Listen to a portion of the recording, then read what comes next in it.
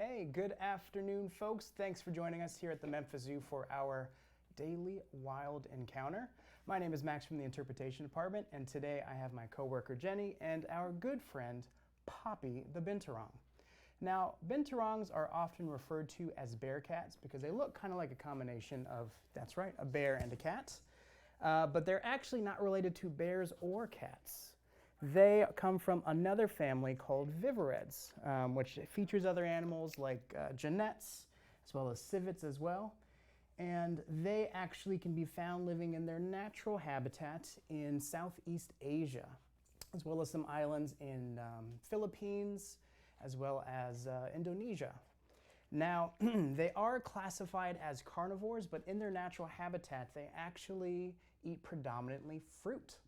And that is one of the reasons why they're really important to have out in the environment, because they're really helpful with helping forests to grow. Because when they eat all of those fruits, they actually end up pooping out the seeds, which then helps other plants and trees to grow as well. And they're also great with controlling rodent populations because they are omnivores. So while they usually do eat fruit, they also like to eat some small bugs, some birds, and sometimes rodents as well. Now, Poppy here is about 6 months old, so she's still pretty young for a binturong, and they can live up to between 10 and 20 years in human care. Now, she's also still growing quite a bit. She's about, I would say, roughly 3 feet long, and binturongs, when they're fully grown, can get up to 6 feet long if you also include their tail. Now, you've probably noticed this curious little tail whipping around here, and that is actually a prehensile tail. So binturongs spend a lot of their time up in the trees. They're considered an arboreal species, and that tail there actually helps as another limb.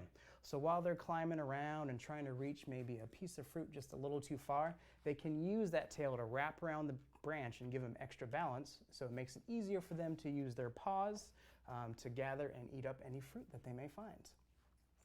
Now, Poppy has been here for about 5 months, and she has spent a lot of time working with all of the interpreter staff here. And as you can see, she is very, very curious, especially since she's still pretty young.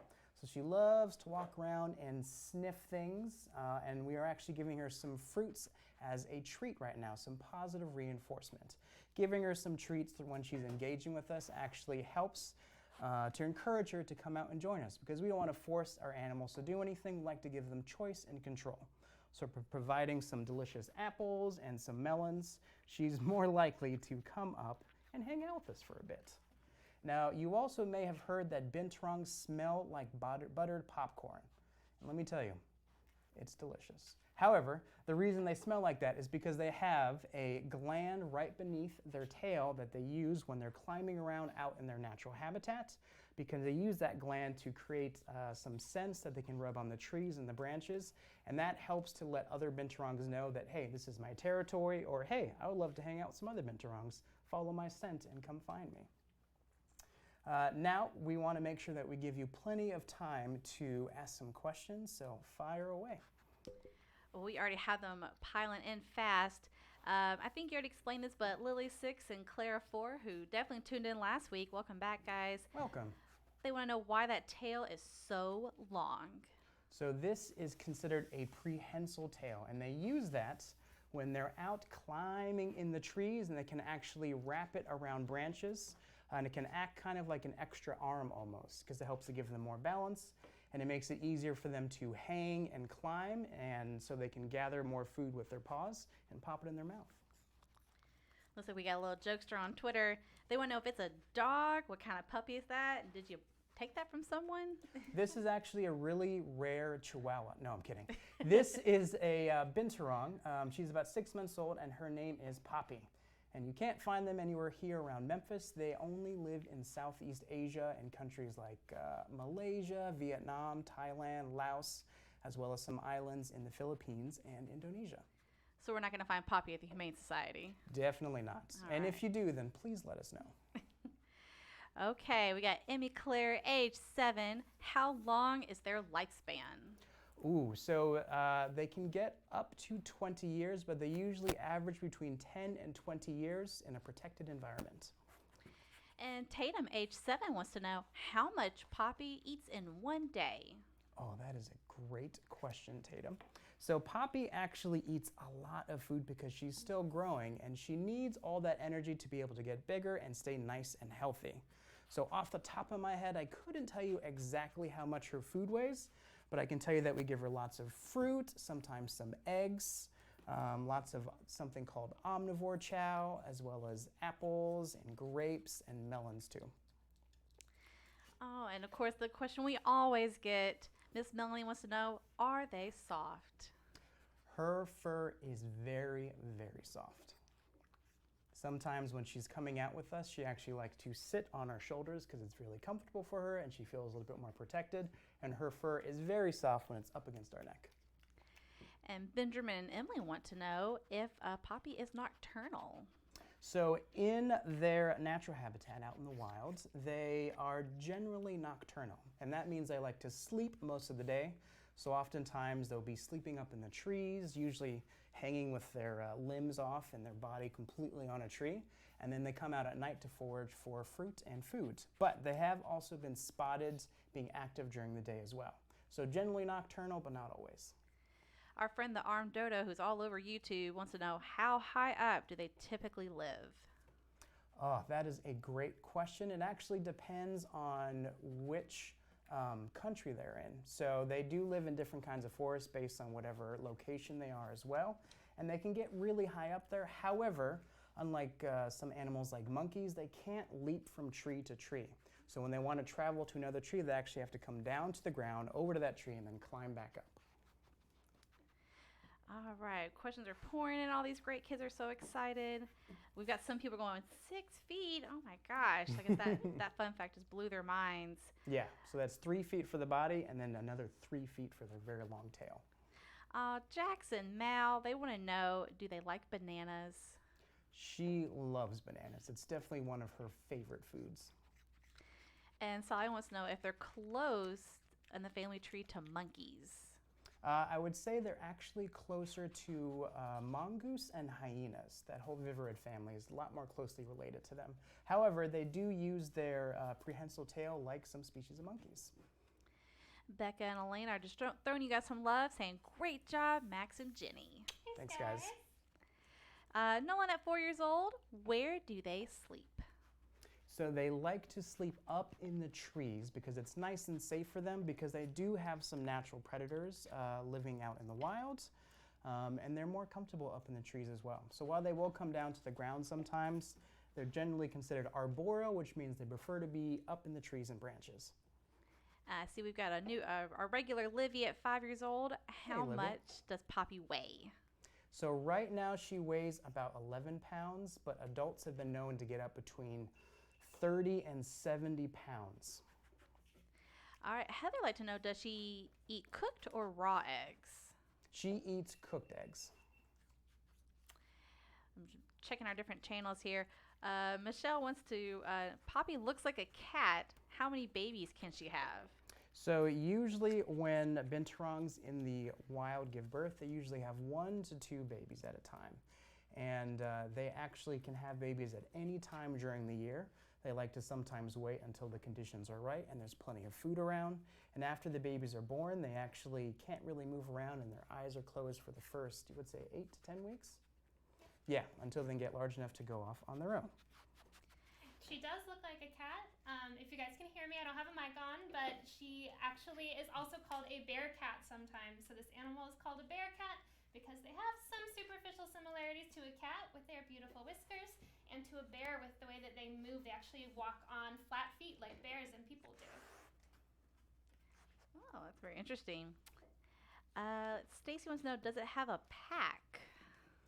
So they can sometimes live, when mothers have babies, they will live with them for an extended period of time, but usually you can find them living by themselves or solitary.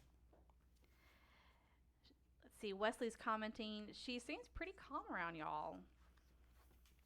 Is it pretty normal for that is that part of the training, is her to like be real comfortable with you?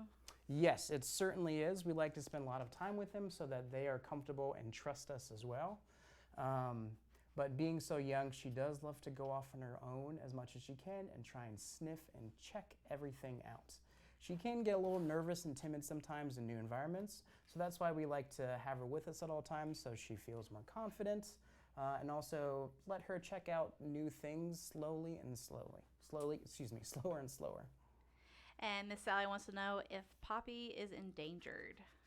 So binturongs in the wild are listed as vulnerable. So not yet endangered, but if we don't help them out, then that's where they could be soon. And that's because their biggest threats in the wild is deforestation, so people cutting down trees, which is their favorite place to live, and also people hunting them illegally for their fur and meat. We're going to take a break from Poppy, guys. We have questions for you. Sure. Are y'all keepers or trainers? Because I'm currently going to college for animal science from Miss Brittany. Nice. So we do a little bit of everything at this point. We do take care of all of the ambassador animals like Poppy here. We also spend a lot of time training with each of them so that they're comfortable coming out to meet people. And we're also educators as well, because we like to make sure that we have conservation messaging that goes along with all of the programs that we do and the animals that we take out. All right. Well, Miller, age 12, do they have natural predators? And if they do, what are they? They do have some predators in the wild. When they get really big, they don't have to worry about it as much, because you probably can't see right now, but they have very sharp teeth and very sharp claws, which they can definitely use to intimidate an animal. And they're also known to be very vocal, so they make a lot of noise. And if they see something that scares them or they think is going to try and eat them, they can actually hiss very, very loudly. Now, in their natural habitat, some of those predators would be large snakes like a reticulated python, as well as leopards. All right, y'all might want to do one more introduction again. We've got a lot of friends asking you, oops, just tuned in. What is that? So for those of you just joining us, hey, it's me, Max, and my coworker Jenny here from the interpretation department. And this is our good friend, Poppy the binturong.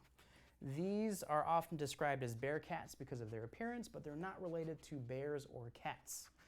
They're actually from another family called viverrids.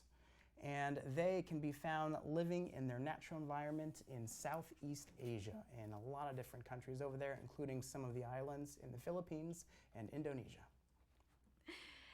Oh, and Jenny, you've got a friend back from when we did Ross the opossum.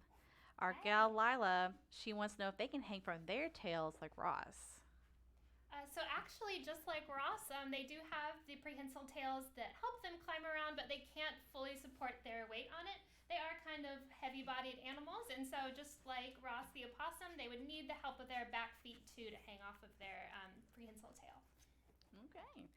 And Megan at age 12 wants to know, do they have poor eyesight?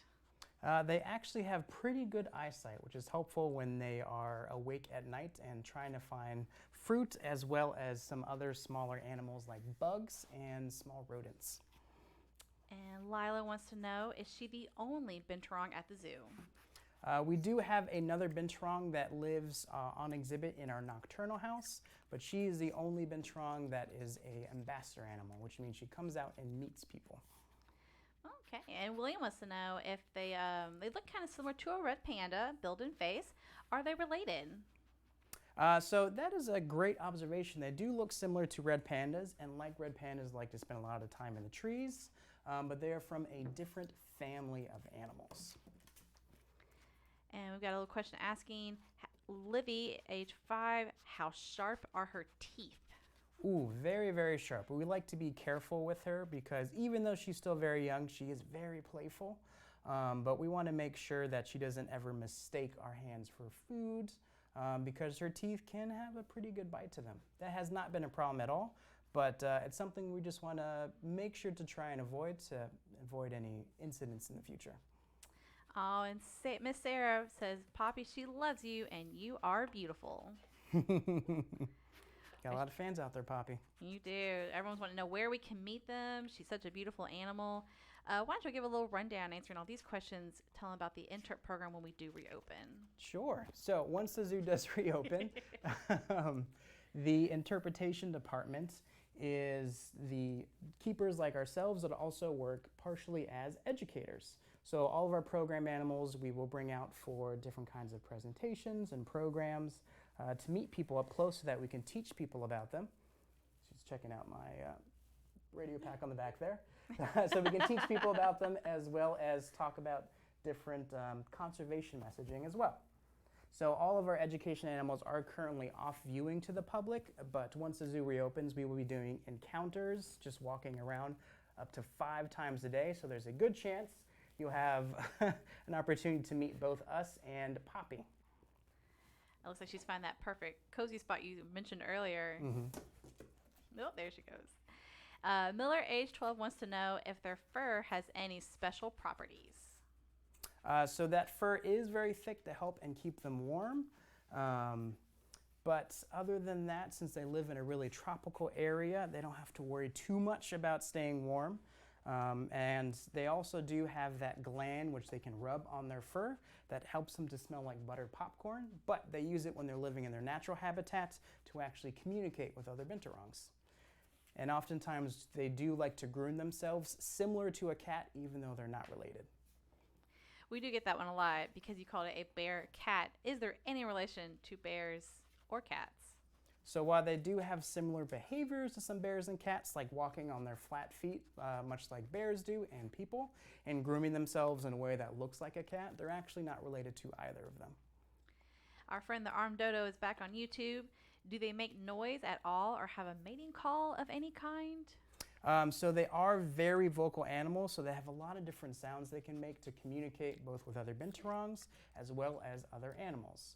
So for example, when they're feeling very defensive or like they need to protect themselves, they can hiss and growl very quickly. And when they're communicating with other binturongs, they will also make a series of smaller hisses, sometimes purring and sometimes even grunting. You probably cannot hear right now, but when she's exploring things, she actually sniffs very loudly. We are picking up just a little bit, especially if she's real close to your mic. It's actually kind of fun to hear. Got some more friends here talking about just kind of, I would go back through one more time, how old she is, where she came from. Got a lot of those questions popping up. Yeah, so she was actually born, was it Nashville? Yes, Nashville Zoo. She was actually born. She's about 6 months old and she's been with us for about 5 months now.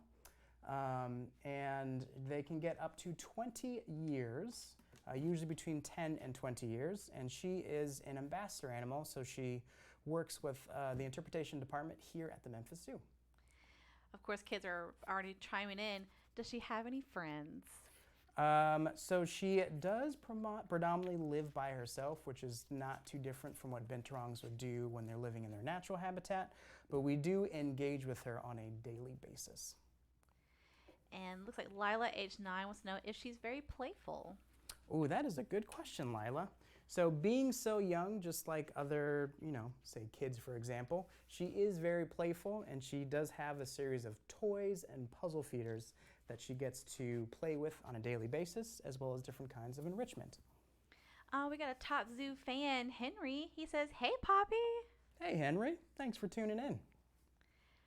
Let's see what other questions. Looks like we've answered a lot of these.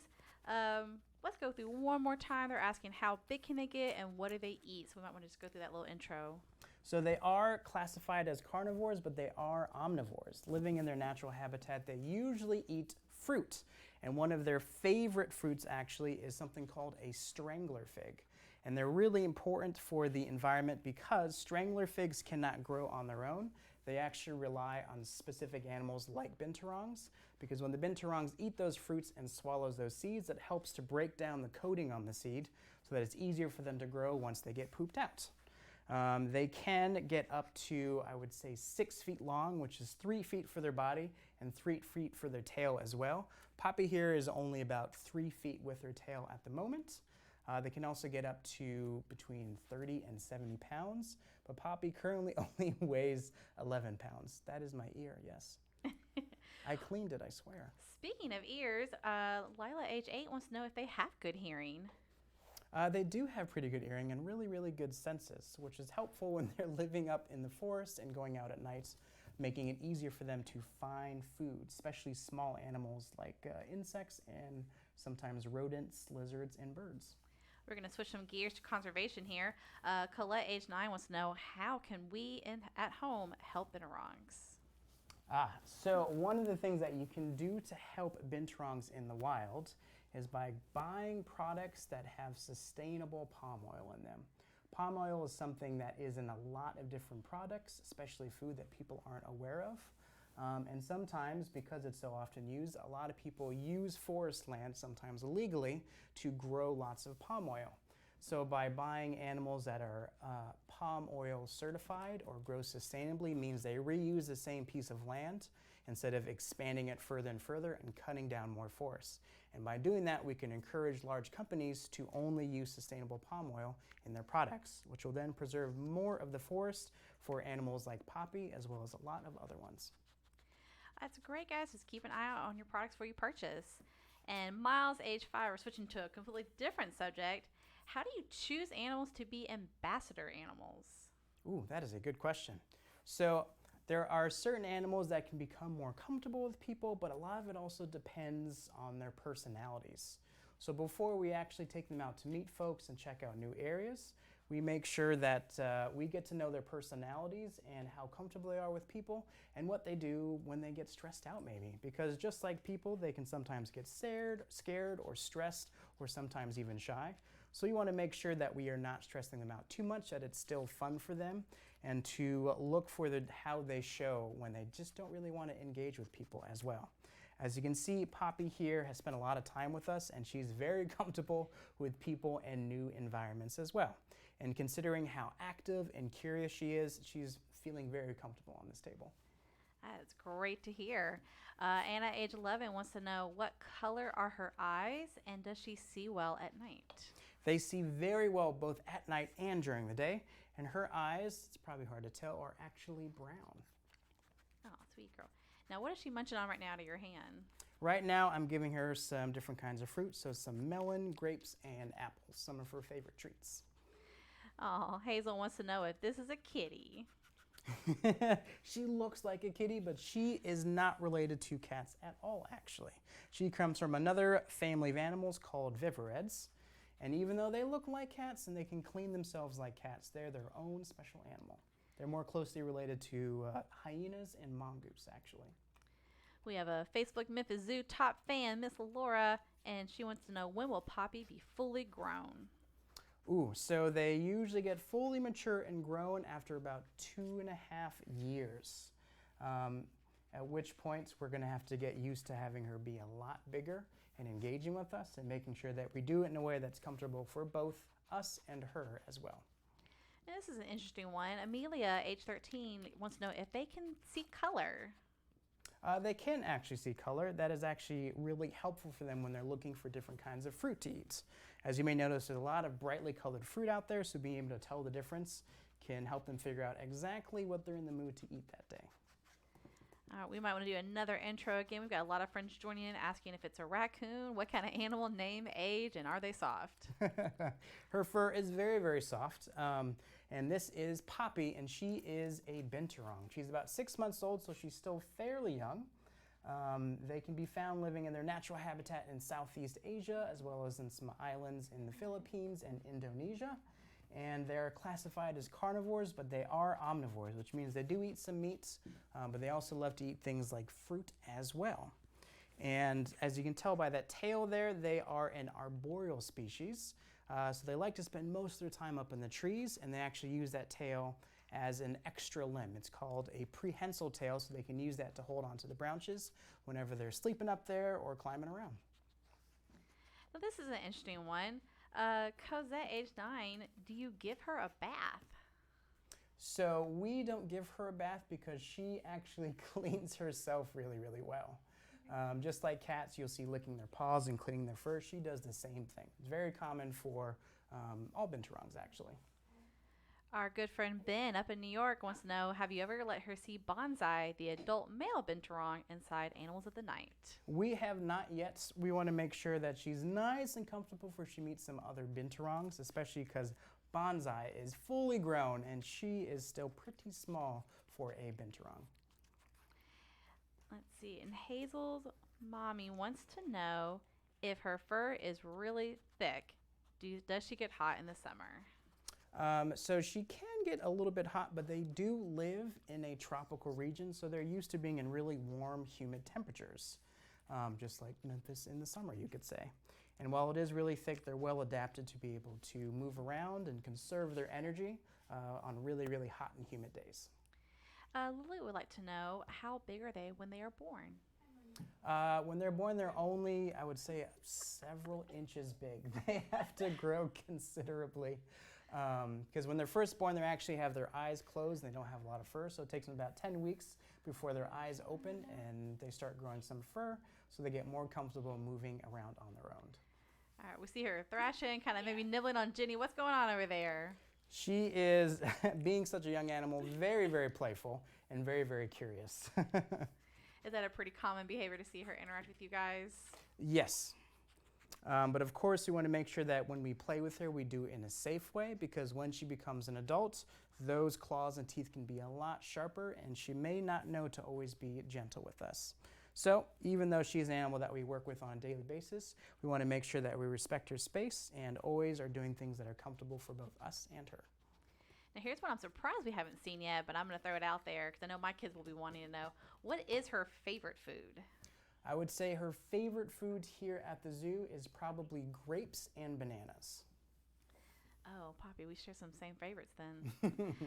Cosette, age 9, wants to know how many binturongs are left in the wild. Ooh, I do not know that off the top of my head. I will have to talk to some of my other keepers and get back to you on that. Great question, though. Amelia, age 13, do they sleep in a group or upside down or alone? So they usually sleep by themselves, and when they're in their natural habitat, they'll oftentimes lay on a branch that's thick enough to hold their body and just hang their legs and their feet off the side of the branch. And they usually spend most of their time by themselves. When a mother does have some babies, she will be with them for a couple of years until they get old enough and big enough to go off on their own. Stacy would like to know, how long does it take for them to fully grow? I would say roughly around 2.5 years for them to get fully mature. So at 6 months, she has a ways to go. All right. I think we've actually answered all of our questions currently, except for, I will tell you guys, just to end the debate here, we are in Central Time Zone, and it is currently 1 o'clock. Oh, and Y age 10 wants to know, what are their natural enemies in their natural habitat? In their natural habitat, some animals that would maybe try to eat them would be larger ones like a leopard, clouded leopard, as well as large snakes like a reticulated python. Mia would like to know, does she know her name if called? She does not know her name yet, however, she does recognize us, and we have started doing some training with her as well. All right, guys, we're coming to the end of our segment here, so we pour in those last few questions.